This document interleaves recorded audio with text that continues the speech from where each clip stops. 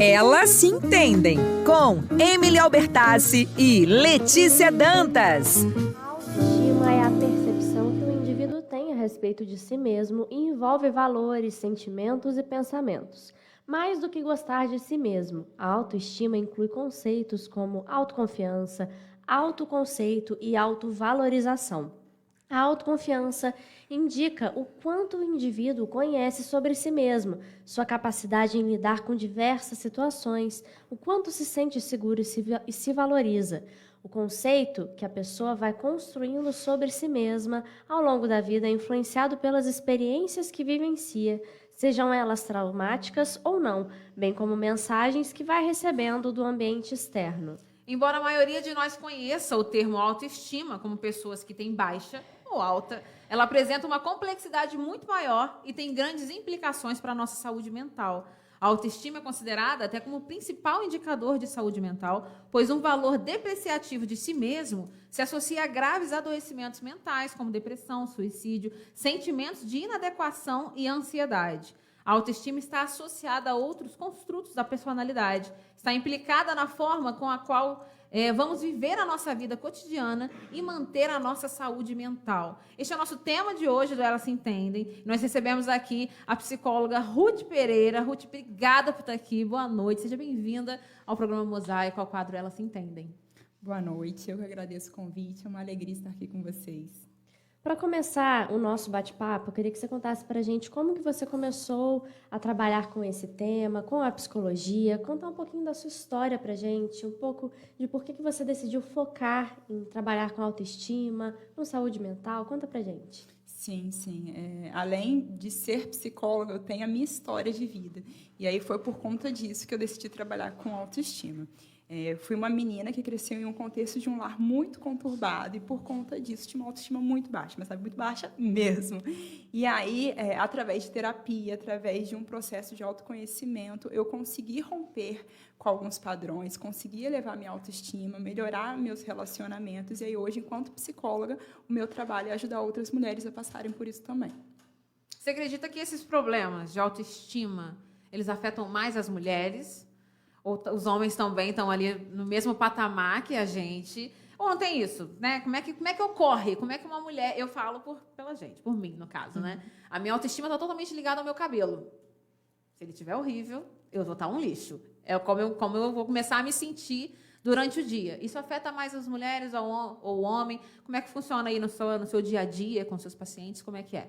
Afeta muito, muito mais as mulheres. A saúde mental num todo, né? As mulheres já têm muito mais propensão a desenvolver ansiedade, depressão. E quando a gente fala de autoestima, as mulheres, em geral, têm a autoestima muito mais baixa do que os homens. Recentemente, até saiu uma pesquisa onde apenas 3% dos homens brasileiros se achavam feios. E aí, se a gente for fazer essa pesquisa com as mulheres, eu acho que vai ser ao contrário. Apenas 3% vão se sentir bonitas e, de fato, gostarem de si mesmas. Assim, é importante a gente colocar que a autoestima não está relacionada somente à autoimagem, mas isso tem um peso gigantesco, principalmente para as mulheres. Ela está associada mais o quê, então?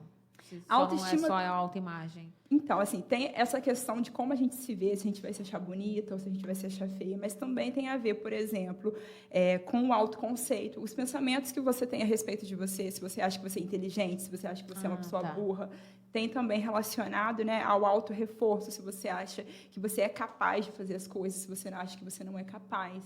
Então, tem vários fatores, né? Muitas das vezes a gente imagina que é só uma questão de aparência, não é? Tanto é que, às vezes, uma modelo, uma atriz, a gente acha que aquela pessoa é uma referência de beleza e ela pode, sim, também ter autoestima baixa. E você citou aí saúde mental. E o que é isso? Porque a gente ouve falar, né, muito sobre saúde mental, mas o que é, de fato, a saúde mental? Sim. Eu até trouxe para a gente conversar um termo que a Organização Mundial de Saúde trabalha, que é um estado de bem-estar no qual o indivíduo é capaz de usar suas próprias habilidades, recuperar do estresse rotineiro, ser produtivo e contribuir para a comunidade. Então, de forma resumida, utilizando o que a Organização Mundial de Saúde coloca, é a gente, mesmo em meio às dificuldades que surgem no nosso dia a dia, porque todo mundo vai ter alguma dificuldade em algum momento, a gente conseguir transpor isso da melhor forma possível. Nós vivemos esse período pandêmico, né? Estamos passando aí esse pedacinho. Mas durante o isolamento, esse tempo que a gente ficou dentro de casa, muita gente percebeu que além da saúde física, a saúde mental também é muito importante e pode influenciar na nossa vida, o nosso dia a dia. Você acha que, a partir disso, as pessoas estão se preocupando mais, procurando psicólogos, estão se preocupando com a saúde mental, assim como se preocupam com qualquer outra parte do corpo? Sim, sim. Acredito que ainda há um estigma em relação à saúde mental. Muitas pessoas ainda têm muita dificuldade de reconhecer que as suas emoções, que os seus sentimentos têm um peso tão grande assim. Mas a partir da pandemia, onde todo mundo estava ali em casa, convivendo consigo mesmo, convivendo com seus parentes, 24 horas, sem ter para onde correr, para onde fugir do que sente, realmente houve um boom no que a gente fala em relação à saúde mental. A própria psicologia, a psiquiatria cresceu muito durante esse período, porque as pessoas entenderam de fato que se elas não estivessem bem internamente, o externo não adiantava. Então, você pode ir na academia todo dia, você pode se alimentar bem, e isso tudo é ótimo para a saúde mental, porque vai colaborar. Mas se internamente você não estiver lidando bem com as suas emoções, se estiver ansioso, depressivo, todo o resto não vai andar. E nas suas redes sociais você fala sobre esse tema, né, sobre saúde mental, mas também fala sobre autoestima, sobre relacionamentos. Esses assuntos têm ligação entre si? Sim, sim. A gente acaba falando um pouquinho de cada assunto porque eles se interligam. E aí eu vou dar um exemplo. Uma pessoa que tem uma autoestima baixa, ela vai ter dificuldades nos seus relacionamentos. Muitas das vezes, ou não vai se relacionar adequadamente, ou vai ser uma pessoa insegura. E aí, pode ser até numa situação de trabalho, essa pessoa às vezes tem que fazer uma apresentação, ela fica ali receosa. Por conta disso, pode desenvolver uma ansiedade. Então, um assunto acaba sendo interligado por outro. A baixa autoestima, ela pode trazer várias consequências, né, na nossa vida, para as pessoas. E quais são os principais problemas que a maneira como nos enxergamos pode trazer ao nosso comportamento?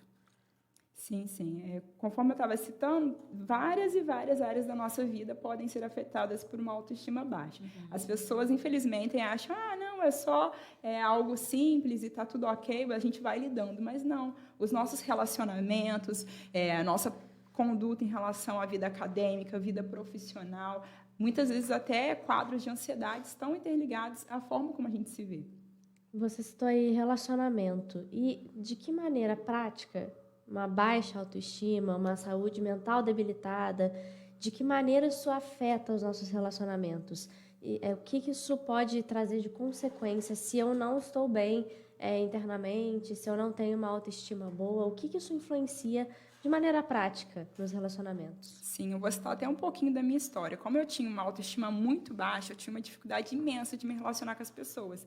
Primeiro porque eu não confiava, eu achava que todo mundo, a qualquer momento, ia fazer alguma coisa, ia me abandonar. E também porque eu não via valor em mim. Então, era o tempo todo uma desconfiança, um medo de que o outro iria encontrar alguém melhor. Então, isso tudo acaba sendo afetado. Então, os relacionamentos, né, quando uma pessoa ela tem uma baixa autoestima, há muito peso, há muita dependência. E como é que a gente trata? Você falou que você cresceu com uma baixa autoestima. É importante a gente trabalhar isso numa criança? Como é que a gente trabalha, ensina sobre autoestima para uma menina que está crescendo? Acho que os homens já nascem com isso, verdade seja dita, tá? Eles já nascem com uma autoestima elevadíssima.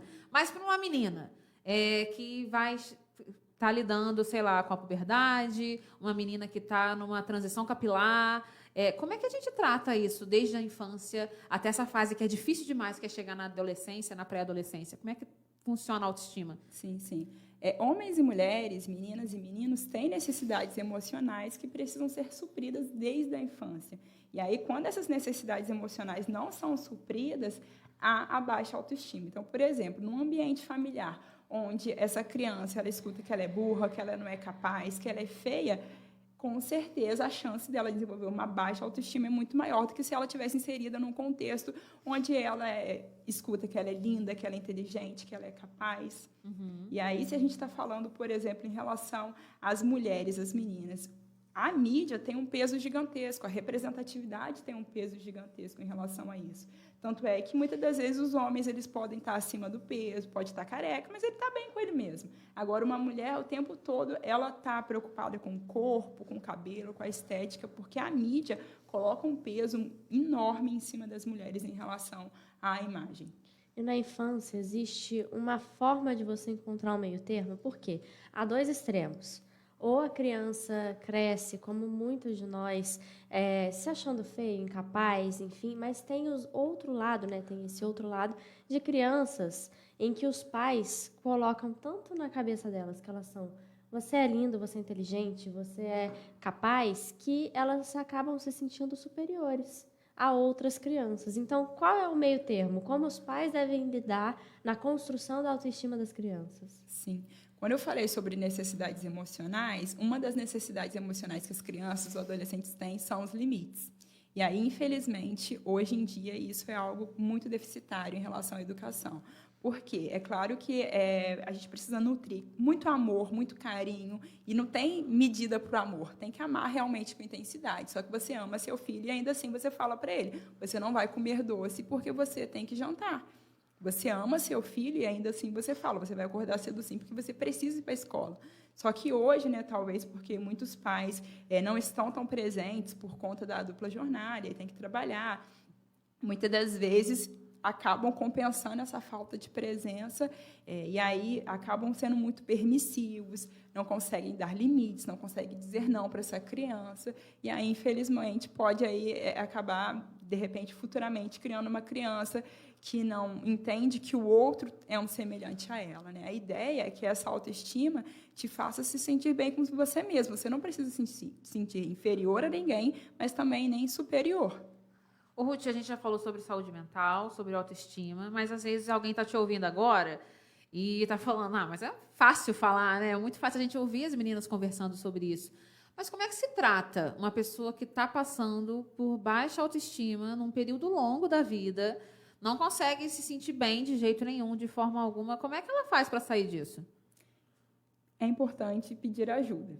E aí é pedir ajuda para os profissionais certos, né? Às vezes a gente imagina que num bate-papo com uma amiga, com algum familiar, a gente vai ter esse tipo de entendimento. Mas na terapia, eu vou ter que puxar a sardinha para a minha área, é onde a gente vai conseguir entender.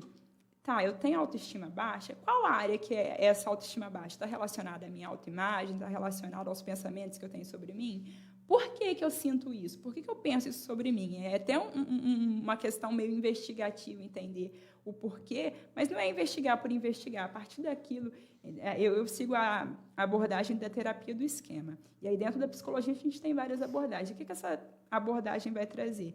Que a partir do momento onde a gente consegue identificar a raiz do problema, a gente começa a ter consciência desse problema e, a partir disso, eu posso mudar. E mudar não é fácil, né? A partir do momento que eu entendi que eu tinha autoestima baixa, eu tive consciência disso, não foi de um dia para o outro que eu falei: agora eu vou ter autoestima alta. Não é assim. Mas, conscientemente, eu comecei a me colocar em alguns ambientes, eu comecei a me testar, e à medida em que eu ia fazendo as coisas e eu ia conseguindo, eu ia criando um repertório positivo e isso ia evoluindo. Mas é um processo. Muitas vezes a pessoa está 20, 30 anos dentro de um comportamento. Não vai ser em dias, em meses que ela vai conseguir transicionar. A gente vê muita coisa no filme, sabe? Aquele filme bobinho de menina que a gente vê olhando no espelho e falando: você é capaz, você é bonita, você é não sei o quê. Isso ajuda em alguma coisa ou não? Essa coisa de filme mesmo? Sim, sim. Às vezes a gente acha que é só isso, né? Claro que não é só você chegar na frente do espelho, né? E aí vão ter até alguns profissionais, né, que vai falar: só você acreditar, a força do pensamento. Não é só isso, mas em conjunto com outros meios, outros tratamentos, sim, isso pode garantir, né? Assim, quimicamente, no nosso cérebro, quando a gente chega na frente do espelho e fala essas coisas e, de fato, tenta acreditar naquilo, a gente vai produzir hormônios que vai fazer com que a gente se sinta melhor, de fato. Enquanto você falava sobre identificar que você tem uma baixa autoestima, eu parei para pensar que muita gente não sabe que tem uma baixa autoestima. Ela acredita que ela é tudo de ruim na vida. Então, esse deve ser um trabalho difícil, né, da pessoa enxergar isso. Sim, sim. E aí, trazendo um pouquinho do meu relato novamente, durante muito tempo eu tive essa dificuldade de relacionamentos, aí durante todo o ensino médio, nunca tive um namoradinho, e eu vi todas as minhas amigas se relacionando, e aí eu achava que o problema era que eu não era bonita, que eu não era atraente. E aí, quando eu fui fazer terapia, que eu tive um entendimento sobre isso, eu vi que, na verdade, era uma questão estrutural, que, na verdade, era a forma como eu me posicionava frente às outras pessoas, que eu não dava abertura. Então, o autoconhecimento é fundamental para isso.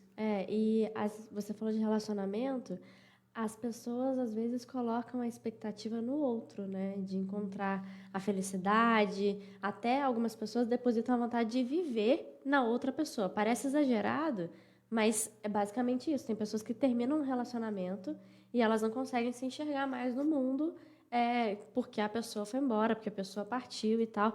Por que isso é tão perigoso? Por que quando a pessoa ela não tem uma segurança em si mesma, o que isso pode acarretar? A gente cresce com as histórias de contos de fada, e cresce ouvindo que tem uma metade da laranja, que tem uma alma gêmea. E aí, quando a gente se relaciona com uma pessoa, infelizmente, muitas pessoas acham que ela vai ser a única fonte de amor, que ela tem que suprir todas as necessidades. E, muitas das vezes, há aí um problema que se torna a dependência afetiva. Então, se essa pessoa ela não se vê como um ser completo, né, sozinha, né, se essa pessoa não vê felicidade nela sozinha, ela vai depositar no outro toda uma expectativa, e isso é ruim para os relacionamentos.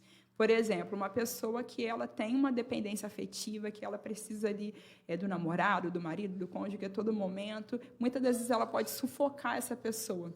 E aí, por mais que essa pessoa dê amor, para ela nunca é suficiente, porque ela tem um vazio dentro de si. Não vai ser o outro que vai completar. E para um pai, para uma mãe que está ouvindo a gente agora, e às vezes está observando que o filho ou a filha está passando por esse momento, que a gente já falou tudo aqui, de baixa autoestima, está num momento que não acredita em si mesmo.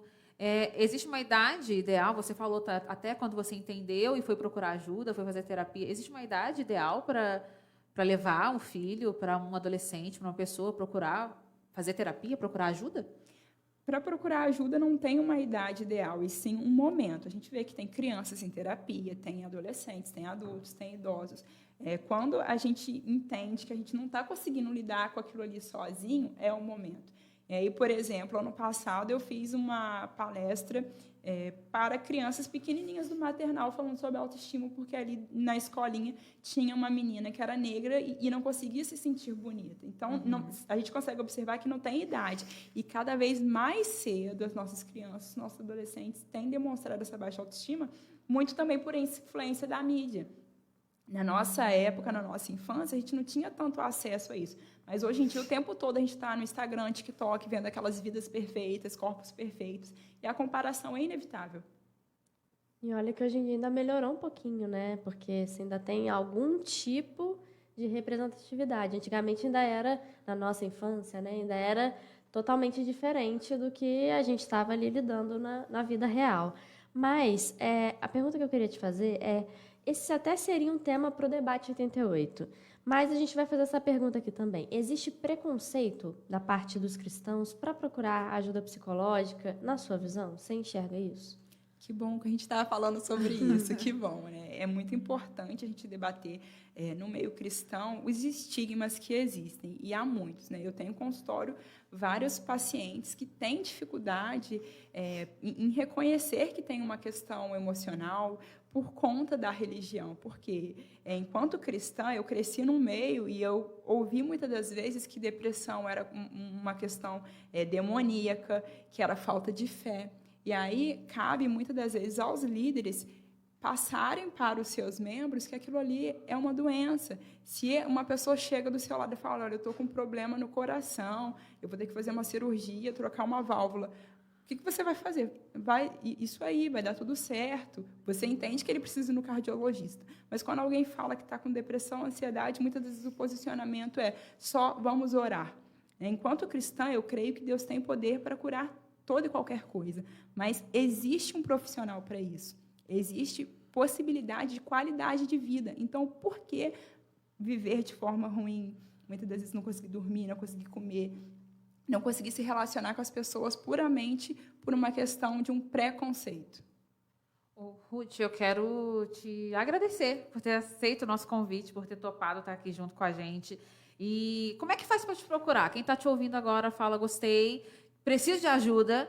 E como é que faz para achar a Ruth? Como é que faz para te encontrar? Passa suas redes sociais, seu telefone, se for preciso, endereço do consultório, manda tudo para a gente. Primeiramente, quero agradecer o convite. Realmente fiquei muito feliz, espero voltar. E para quem se interessou, né, de repente ficar com alguma dúvida, querer saber como que funciona fazer terapia, eu atendo presencial em Barra Mansa e também online. Hoje em dia, 99% dos meus atendimentos são online. Então, a gente consegue atender pessoas aí de diversos lugares do país. Se alguém tiver alguma dúvida, de repente, mas como que funciona? Não sei se eu vou me sentir à vontade com online. Eu passo todas as orientações. Meu Instagram é @ruthpereirapsicóloga. Lá eu falo um pouquinho mais sobre saúde mental, relacionamentos, autoestima. Fechou. Maravilha, então agora eu entro, entendeu?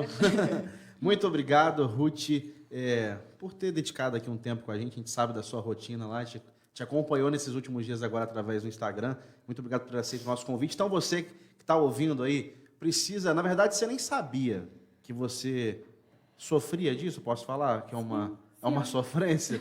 Você sofrer de uma baixa estima, você foi se identificando... Uma baixa autoestima, né? Isso. Você foi se identificando com esse assunto. Então, por favor, procure aí mesmo, de fato, o Instagram da Ruth Pereira Psicóloga, @RuthPereiraPsicóloga, para você... ter acesso ao que ela fala também. Você posta alguns conteúdos também, dando algumas dicas. Tá falando sobre você também lá, que eu vi uma foto sua lá, para você entender mais sobre o assunto. Então é só você seguir no Instagram, @RuthPereiraPsicóloga. Você tem algum contato também, para quem quiser entrar em contato, ou é só pelo Instagram? Sim, tenho contato também. Posso passar Pode o falar. número? DDD 24, número 981037151. É o WhatsApp também, é só mandar lá uma mensagem que eu respondo. Maravilha. Então, repetindo o WhatsApp, é o 981037151. Repetindo, então, para você que precisa aí. E por que é legal essa questão da consulta online também? Porque, às vezes, presencial, a pessoa acaba ficando com vergonha. Não quero ir lá. E, de repente, no online, a pessoa fica até mais à vontade, né? Que ela está em casa, está num ambiente que é seguro para ela, e ela entende que ela consegue se abrir. Então, duas opções para você. Seguir no Instagram, @RuthPereiraPsicóloga, e a outra opção é você chamar no WhatsApp também, tirar suas dúvidas aí, quem sabe agendar uma consulta para você tratar desse assunto aí, deste tema que simplesmente, puramente relevante para você, para a sua vida. Quem sabe essa chave que precisava virar para você, de fato, ter uma vida boa, aí, uma vida saudável, conseguir descobrir que a felicidade, como a Ruth falou aqui, não está na outra pessoa, está em você. E, na verdade, com outras pessoas, vocês se encontram ali e conseguem os dois ser mais felizes juntos. Não um sugando do outro, né, Ruth? Sim. Então, muito legal esse bate-papo. Inclusive, amanhã vai estar disponível no nosso canal cortes do programa Mosaico Oficial. Na nossa playlist lá do Elas Se Entendem, você vai conseguir encontrar. Repetindo o WhatsApp, então, é o 981037151.